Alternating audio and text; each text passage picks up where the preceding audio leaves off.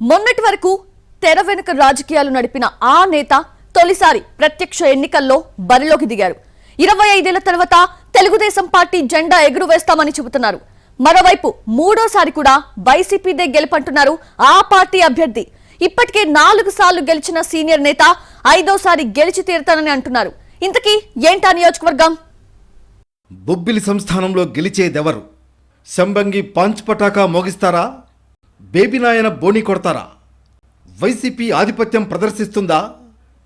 విజయనగరం జిల్లా బొబ్బిలిలో రాజకీయ యుద్ధం చివరిదాకా నువ్వా నేనా అన్నట్లు సాగింది.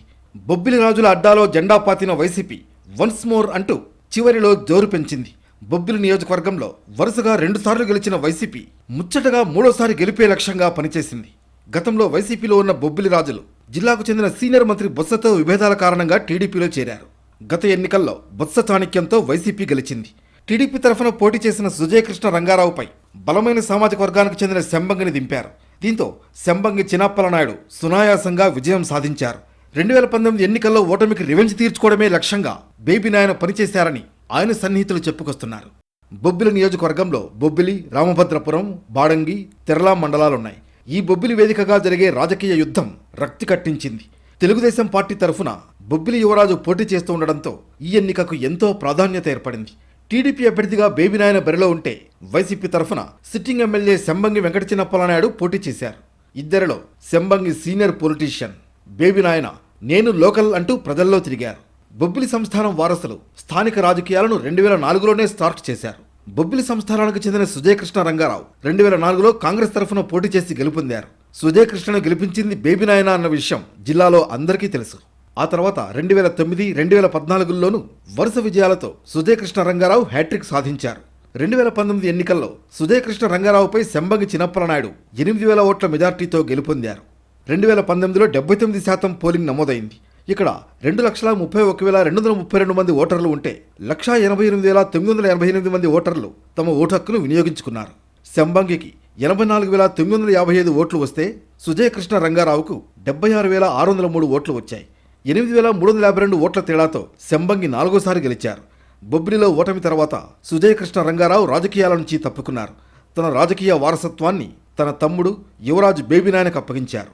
వాస్తవానికి ఎమ్మెల్యేగా సుజయ్ గెలిచినా ఆయనను గెలిపించేది బేబీ నాయనే అని అందరూ చెబుతారు. గత ఎన్నికల్లో ఓటమి తర్వాత నియోజకవర్గ బాధ్యతలు తీసుకున్న బేబీ నాయన టీడీపీ అభ్యర్థిగా అధికార పార్టీ ఎమ్మెల్యే శంబంగిని ఢీకొన్నారు. ఒకవైపు యువరాజు, మరోవైపు సిట్టింగ్ ఎమ్మెల్యే తలపడుతున్న బొబ్బిలిలో రాజకీయ యుద్ధాన్ని తలపించింది. ఎత్తుకు పై ఎత్తులు వేస్తూ ప్రజల్ని ఆకట్టుకునేందుకు ప్రయత్నించారు. ప్రభుత్వ సంక్షేమ అభివృద్ధి కార్యక్రమాలతో మళ్లీ గెలుస్తానని సిట్టింగ్ ఎమ్మెల్యే శంబంగి వెంకట చిన్నప్పల నాయుడు ధీమా వ్యక్తం చేస్తున్నారు. 1983లో రాజకీయాల్లోకి వచ్చిన శంబంగి 3 సార్లు టీడీపీ తరఫున, 1 సారి వైసీపీ తరఫున గెలిచారు. గత ఎన్నికల్లో అనూహ్యంగా వైసీపీ టికెట్ దక్కించుకున్న శంబంగి బొబ్బిలి రాజులకు ఝలక్కిచ్చారు. ఈ ఎన్నికల్లో కూడా ఓటర్లు మొగ్గు చూపారని అంటున్నారు శంబంగి. గత 5 ఏళ్లలో ఎన్నో అభివృద్ధి పనులు చేపట్టానని, సాగునీటి సమస్యలు తీర్చానని చెబుతున్నారు. 5వసారి అసెంబ్లీలో అడుగు పెడతానని శంబంగి అంటున్నారు. ఇన్నాళ్లు తెర వెనుక చక్రం తిప్పిన యువరాజు బేబీ నాయన తొలిసారి ప్రత్యక్ష ఎన్నికల్లో పోటీ చేశారు. 2 దశాబ్దాలుగా స్థానిక రాజకీయాల్లో చురుగ్గా వ్యవహరిస్తున్న బేబీ నాయన 2004, 2009, 2014 ఎన్నికల్లో బొబ్బిలిలో అన్న సుజయకృష్ణ గెలుపులో కీలక పాత్ర పోషించారు.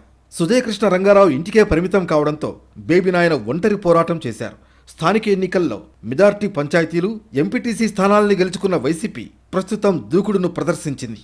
అయితే వైసీపీకి తన రాజకీయ వ్యూహాలతో బేబీ నాయన చెక్ పెట్టారని సన్నిహితులు చెప్పుకుంటున్నారు. 5 ఏళ్లలో చాలా మంది సీనియర్ నేతలు టీడీపీని వీడడంతో బేబీ నాయన బాగా శ్రమించాల్సి వచ్చింది. అయితే ఎప్పటినుంచో పార్టీని నమ్ముకుని పనిచేస్తున్న కార్యకర్తల్ని అంతగా పట్టించుకోలేదన్న విమర్శలున్నాయి.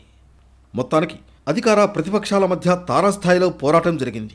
ప్రభుత్వ సానుకూల పవనాలతో గట్టెక్కుతామని వైసీపీ, సేవా కార్యక్రమాలతో నిరంతరం ప్రజల మధ్య ఉన్న తామే గెలుస్తామని బేబీ నాయన లెక్కలు వేసుకుంటున్నారు.